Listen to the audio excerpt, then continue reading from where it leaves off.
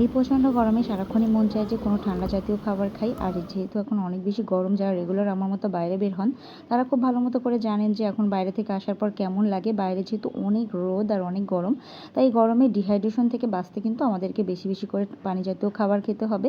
তো জুস কিন্তু অনেক বেশি মজার খাবার। আর এই গরমে তো কোনো কথাই নেই। এখন যেহেতু আমের সিজন চলছে, কেননা আম দিয়ে মজাদার জুস বানিয়ে ফেলি।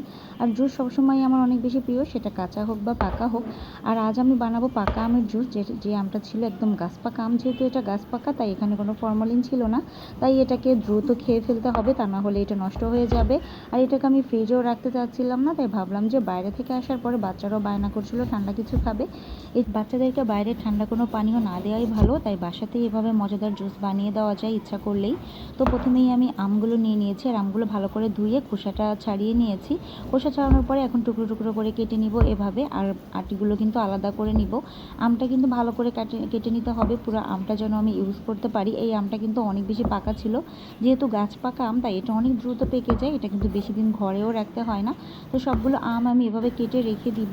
এরপরে একটা ব্লেন্ডার জার নিয়ে নিব, আর ব্লেন্ডার জারের মধ্যে আমগুলো দিয়ে দিব। এখানে কিন্তু তেমন কোনো ইনগ্রিডিয়েন্টস দরকার হয় না, খুবই অল্প ইনগ্রিডিয়েন্টসে এত মজাদার জুস বানানো যায় ঘরেই। তো আমি একটু সামান্য চিনি দিয়ে দিয়েছি, যেহেতু এই আমটা গাছ পাকা আম আর এটা কিন্তু একটু খেতে হচ্ছে টকটক থাকে, এজন্য একটু চিনি ইউজ করেছি। যদি অনেক বেশি মিষ্টি আম থাকে তাহলে চিনিটা না দেওয়াই ভালো।